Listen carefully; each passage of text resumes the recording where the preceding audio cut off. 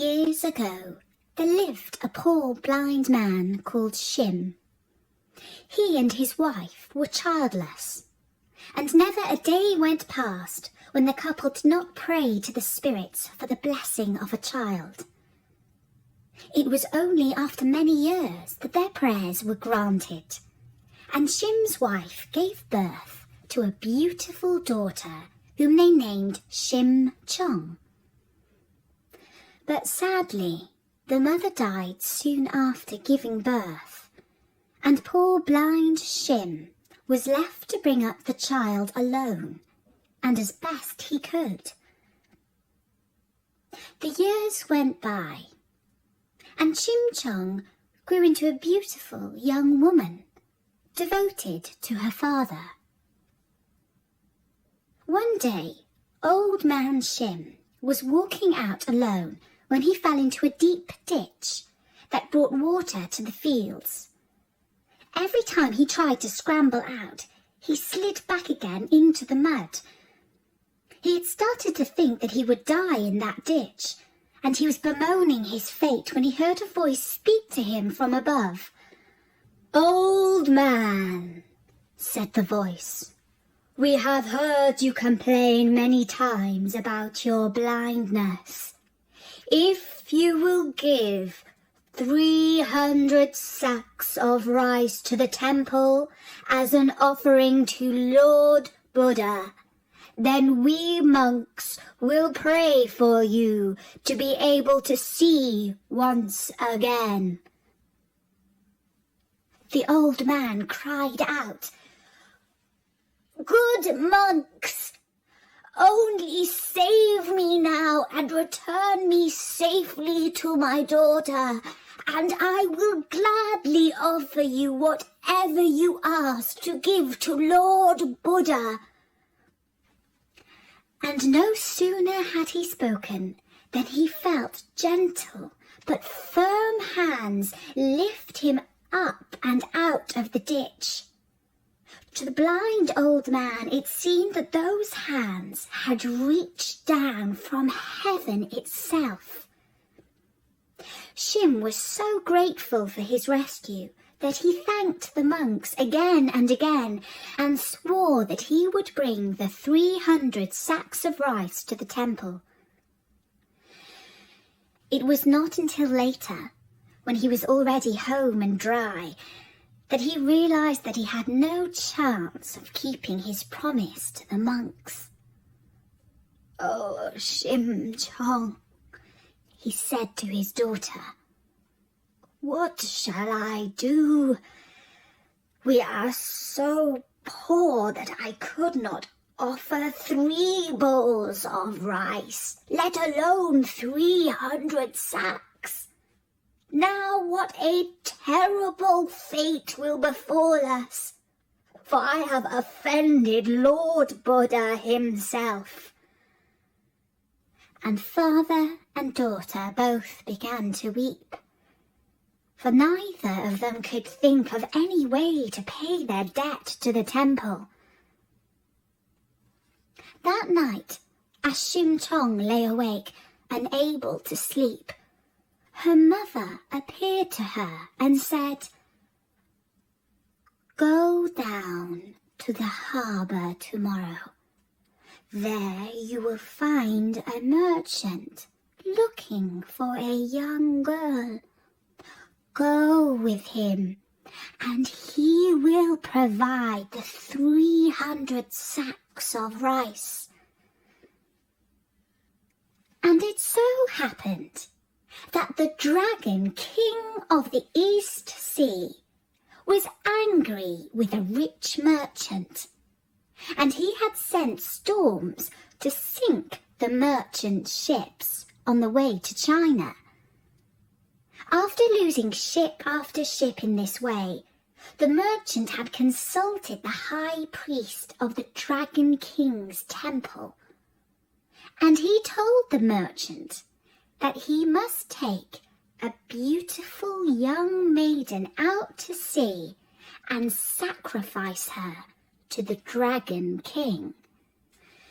The merchant offered a great quantity of gold to any family that would give up their daughter to the Dragon King of the East Sea. But none would enter into such a terrible deal. And then Shim Chong appeared at the harbour, and she went to the merchant and offered herself in return for 300 sacks of rice to be sent to her father. The merchant could not believe his luck. 300 sacks of rice was nothing to him, a low price indeed. But although the merchant kept his promise, and although the monks did indeed pray for the return of old man Shim's sight, nothing happened. And now not only was he poor and blind, but he had lost his daughter too, and he was utterly alone. Shim Chong boarded the merchant's ship, and the ship put out to sea. At first the waters were calm, and then the Dragon King began to thrash his tail, and the waves started to toss the ship to and fro. The merchant told Shim Chong to put on her bright-coloured wedding dress, and then he brought her out of the hold and up onto the deck. Shim Chong quietly said a prayer, and then leapt over the side of the ship and into the waves. As soon as she had disappeared, the violent sea grew calm again. The sailors wept, because they had never seen a girl at once so beautiful and so brave. Shim Chong sank deeper and deeper into the icy cold sea. And when she opened her eyes, she was surrounded by bright fish of every colour and shape, and they led her to the palace of the Dragon King of the East Sea. And there she lived, happily at first, but it was not long before she began to miss her father deeply. And she began to look sad, and sometimes there were tears in her eyes. At last, the Dragon King could no longer bear to see the lonely girl looking so sad. Her devotion to her father touched his heart, and as a reward for her goodness, he sent her back to the world above. Only first, he transformed her into a lotus flower. A fisherman found the giant lotus blossom in the mouth of the river, and he was so overcome by its beauty that he decided to make it a gift to the king of the land above. His queen had recently died, and he was in deep mourning.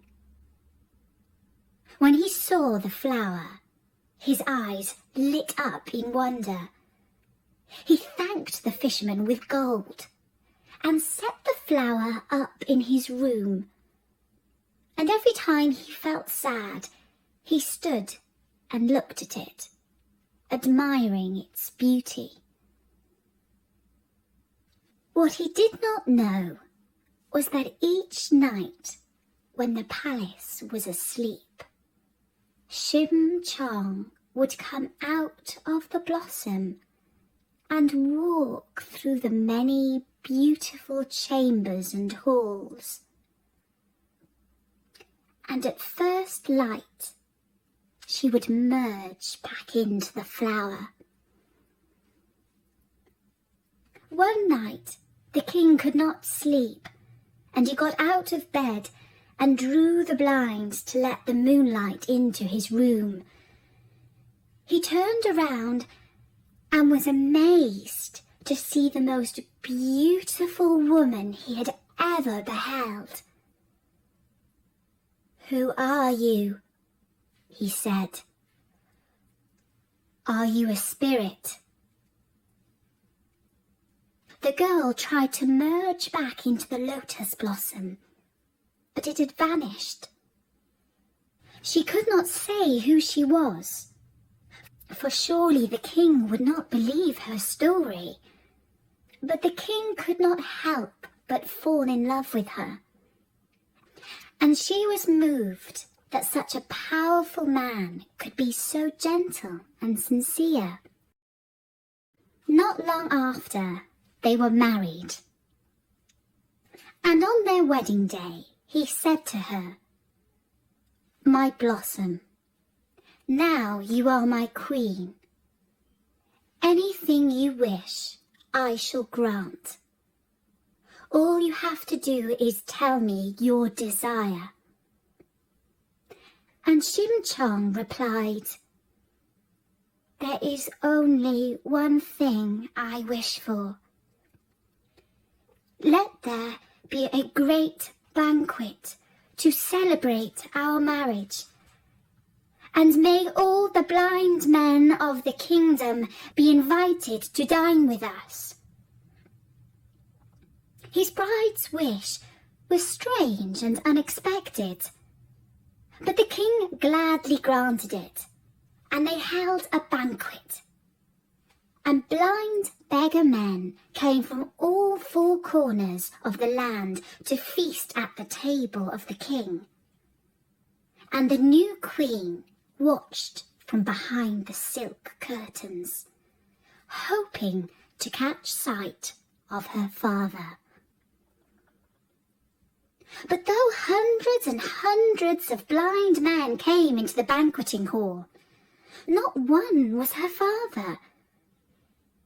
And the queen had given up all hope of seeing him. "He must have died of grief when I went away," she thought sadly to herself. But one of the king's kindest and most faithful stewards called out, "Do not close the doors, for there is one more beggar for the banquet." And an old man entered the hall. Leaning on one shoulder of the steward, his clothes were ragged, and he was covered with dust from the journey, and he was so weak he could hardly walk. Shim Chong came out from behind the curtain and held his hand. "Father," she said, "it is I." And when the old man heard that familiar and much loved voice of his daughter, he opened his eyes. And that was the story of the blind man's daughter.